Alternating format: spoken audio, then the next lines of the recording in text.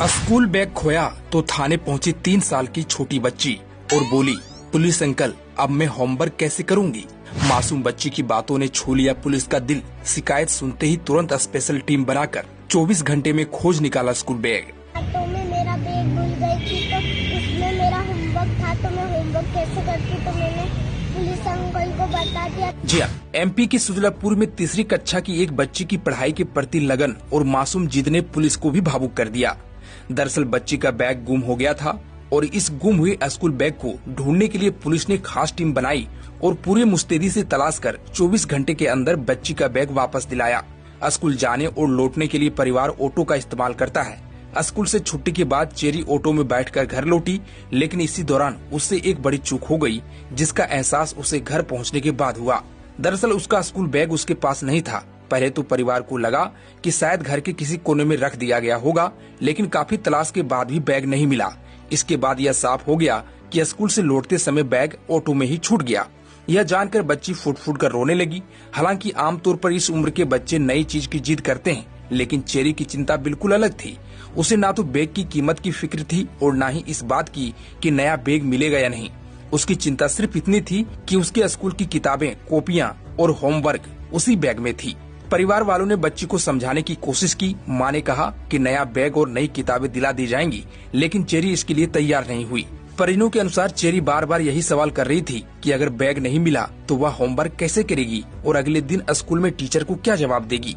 बच्ची की यही सोच देखकर परिवार भी भावुक हो गया। परिवार के मुताबिक रोते रोते ही चेरी ने पुलिस से मदद लेने की बात कही। बच्ची का कहना था कि पुलिस अंकल उसका बैग ढूंढने में मदद करेंगे।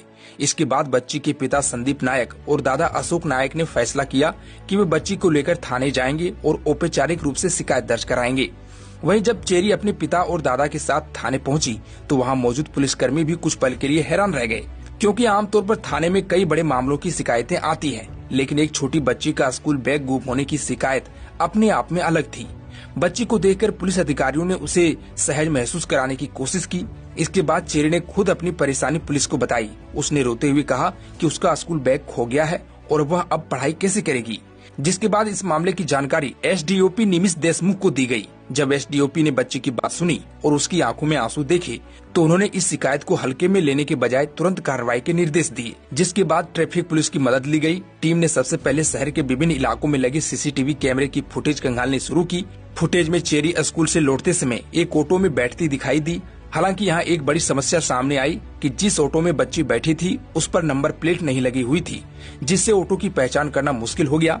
लेकिन ऑटो की नंबर प्लेट न होने के बावजूद पुलिस ने हार नहीं मानी। टीम ने ऑटो के आगे लिखे नाम, उसके रंग जैसी पहचान के आधार पर जांच आगे बढ़ाई। शहर के कई ऑटो चालकों से पूछताछ की और लगातार प्रयासों के बाद पुलिस उस ऑटो चालक तक पहुंचने में सफल रही, जिसका नाम प्रवेश बताया गया। जब पुलिस ने उससे संपर्क किया तो उसने भी पूरी ईमानदारी के साथ जानकारी दी। पुलिस ने ऑटो चालक को निर्देश दिया कि वह बैग लेकर थाने पहुंचे। इसके बाद बच्ची और उसके परिवार को भी थाने बुलाया गया। शुक्रवार सुबह ऑटो चालक परवेज स्कूल बैग लेकर सुजलापुर मंडी थाने पहुंचा। कुछ ही देर में चेरी और उसका परिवार भी थाने पहुंच गया। जैसे ही बच्ची ने अपना स्कूल बैग देखा, उसके चेहरे पर खुशी साफ दिखाई दी। बैग वापस मिलते ही चेरी मुस्कुराने लगी। उसने पुलिस कर्मियों का धन्यवाद किया। परिवार ने भी पुलिस की तत्परता की सराहना की। वैसे आप इस पर क्या कहना चाहेंगे? कमेंट में अपनी राय जरूर दें।